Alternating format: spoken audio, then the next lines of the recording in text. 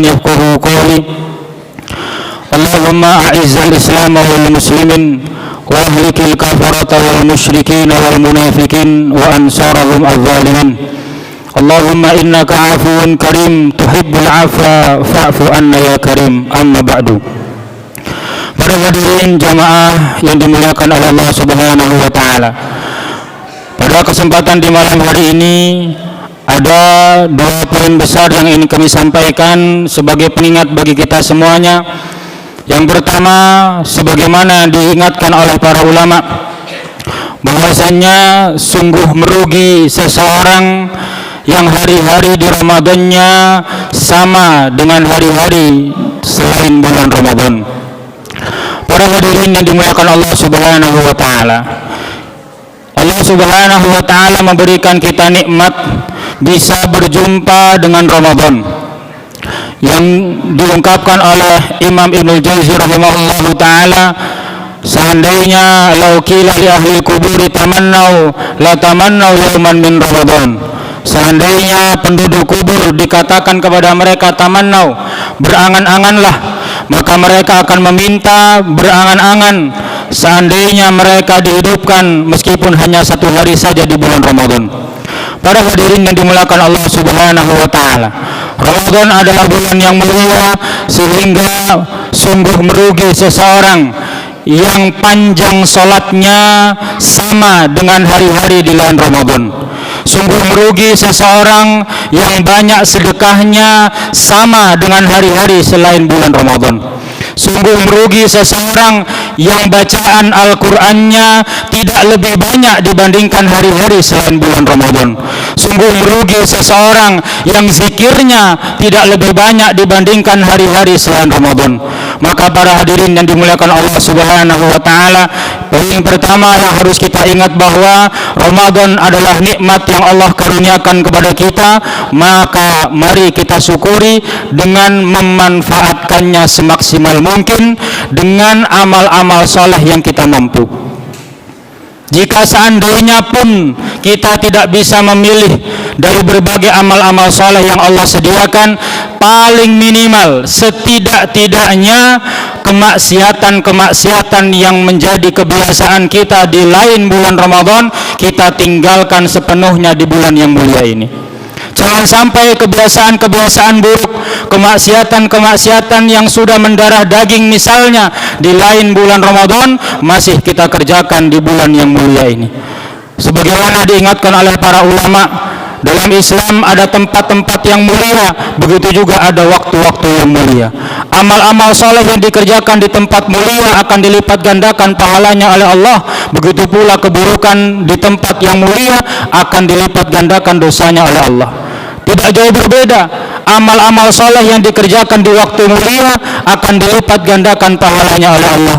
Namun sebaliknya para hadirin, mari kita berhati-hati dikarenakan amal-amal keburukan, kemaksiatan-kemaksiatan yang dilakukan di waktu-waktu yang mulia, salah satunya adalah bulan Ramadan, akan dilipat gandakan dosanya oleh Allah Subhanahu wa taala. Ini yang pertama.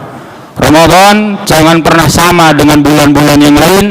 Hari-hari di Ramadan jangan pernah sama dengan hari-hari di bulan selain Ramadan. Poin yang kedua para hadirin yang dimuliakan Allah Subhanahu wa taala, Rasulullah Muhammad SAW adalah sosok yang sangat menyayangi kita sebagai umatnya. Apa saja kebaikan akan beliau tunjukkan kepada kita, dan apa saja keburukan akan beliau peringatkan kepada kita. Salah satu hal yang sering beliau ingatkan kepada para sahabat adalah tentang suatu perkara yang sangat besar dosanya di sisi Allah Subhanahu wa taala.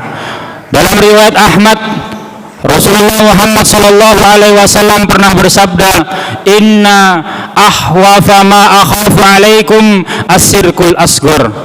Sesungguhnya hal yang paling aku takutkan menimpa kalian adalah as-sirkul asghar.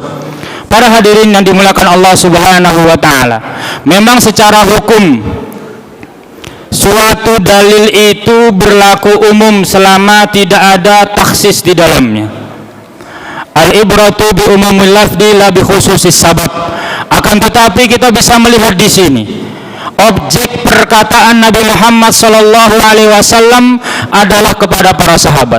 Rasulullah mengingatkan kepada para sahabat, "Inna akhwafa ma akhafu alaikum asyirkul akbar."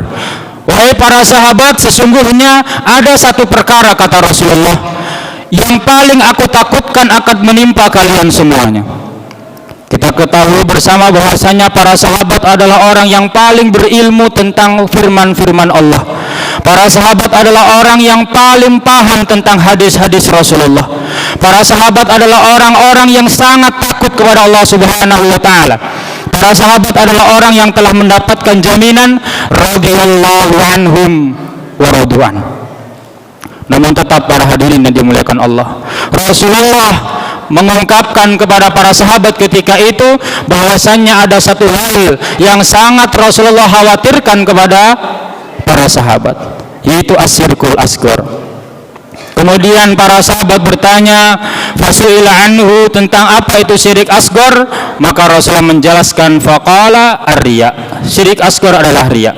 Poinnya di sini para hadirin yang dimuliakan Allah Subhanahu wa taala, urusan syirik asghar yang masih ada kemungkinan diampuni oleh Allah Subhanahu wa taala nanti di hari kiamat, meskipun pelakunya belum sempat bertobat kepada Allah Subhanahu wa taala.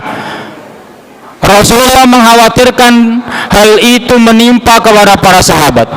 Tentu para hadirin yang dimuliakan Allah Subhanahu wa taala, untuk urusan syirik akbar jauh lebih dikhawatirkan oleh Rasulullah Muhammad sallallahu alaihi wasallam.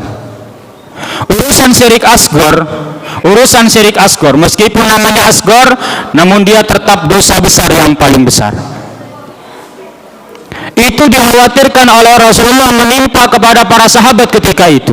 Orang yang paling berilmu tentang sunnah, orang yang paling berilmu tentang Al-Quran, orang yang paling takut kepada Allah, yang mendapatkan jaminan surga dari Allah Subhanahu wa ta'ala. Namun Rasulullah menyampaikan hal yang paling beliau takutkan menimpa para sahabat adalah asyirkul asghar. Tentu mafhumnya adalah untuk urusan syirkul akbar sangat beliau lebih khawatirkan dibandingkan urusan syirkul asghar. Dan para hadirin yang dimuliakan Allah Subhanahu wa taala, setelah itu mari kita mengingat diri kita. Kita bandingkan diri kita dibandingkan para sahabat radhiyallahu anhum, yang meskipun diri kita tidak ada apa-apanya dibandingkan para sahabat, namun setidaknya dengan memperbandingan ini kita dapat menyadari bahwa urusan syirik ini jauh lebih rentan menimpa kita semuanya dibandingkan menimpa para sahabat Rasulullah Muhammad SAW. Maka para hadirin yang dimuliakan Allah Subhanahu wa taala, seharusnya kita yang level imannya jauh di bawah level iman para sahabat, yang level ilmu kita jauh di bawah level ilmu sahabat, yang level ketakutan kita kepada Allah jauh di bawah level ketakutan para sahabat kepada Allah.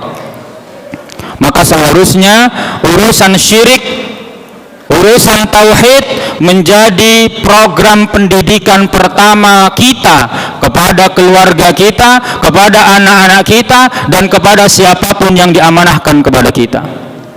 Suatu program pendidikan apapun yang tidak fokus awalnya untuk menanamkan tauhid dan mewanti-wanti dari syirik, pasti pendidikan tersebut adalah pendidikan yang rapuh. Seakan-akan dia sedang membangun sebuah bangunan yang indah dan megah, namun tanpa pondasi yang kokoh. Para hadirin yang dimuliakan Allah Subhanahu wa taala, dan inilah yang kita hadapi sekarang, dan itu juga yang pernah menjadi doa Nabi Ibrahim alaihissalam yang diabadikan oleh Allah di dalam Al-Quran. Beliau pernah berdoa kepada Allah Subhanahu wa taala, beliau pernah berdoa, wajnubni wa baniya an na'budal asnam. Ya Allah, jauhkan aku dan anak keturunanku dari asnam, dari berhala-berhala, dari perilaku kesyirikan. Lalu Allah melanjutkan mengabadikan perkataan beliau, Rabbi inna hudna adlalna katsiran minan nas. Mengapa Nabi Ibrahim begitu takut kepada Allah Subhanahu wa taala akan kesyirikan? Karena ternyata Allah Subhanahu wa taala mengabadikan perkataan beliau, Rabbi innahunna adlalna katsiran minan nas. Karena kesyirikan itu akan menyesatkan banyak sekali manusia. Para hadirin yang dimuliakan Allah Subhanahu wa taala. Ini poin kedua yang harus kita perhatikan bersama, bahwasanya urusan tauhid syirik adalah perkara yang harus menjadi fokus utama kita. Terlebih kita sebagai orang tua dalam mendidik anak-anak kita, yang penting untuk kita tanamkan pertama kali adalah pendidikan tauhid. Kita pahamkan betul betapa banyaknya bentuk-bentuk kesyirikan yang harus mereka jauhi dalam kehidupan. Para hadirin yang dimuliakan Allah Subhanahu wa taala. Maka terakhir kami mengingatkan diri kami pribadi dan jamaah sekalian, tugas kita sebagai hamba Allah Subhanahu wa taala adalah beribadah hanya kepada Allah dan menjauhi kesyirikan kepada Allah Subhanahu wa taala. Dan ini juga yang harus kita tanamkan kepada keluarga kita, jangan pernah lalai, jangan pernah meremehkan urusan ini. Para hadirin yang dimuliakan Allah Subhanahu wa taala, itu dua poin utama yang ingin kami sampaikan di malam hari ini. Yang pertama, jangan pernah jadikan hari-hari di Ramadan sama dengan hari-hari di luar Ramadan. Niscaya kita akan merugi di hadapan Allah Subhanahu wa taala. Yang kedua, urusan tauhid haruslah menjadi urusan pokok yang kita perhatikan dalam pendidikan keluarga kita, pendidikan anak kita, dan pendidikan kaum muslimin yang diamanahkan kepada kita. Barakallahu fikum, aqulu qouli hadza wa astaghfirullah li wa lakum wa lisairil muslimina wal muslimati min kulli dhanbin fastaghfiruh innahu huwal ghafurur rahim. Assalamualaikum warahmatullahi wabarakatuh.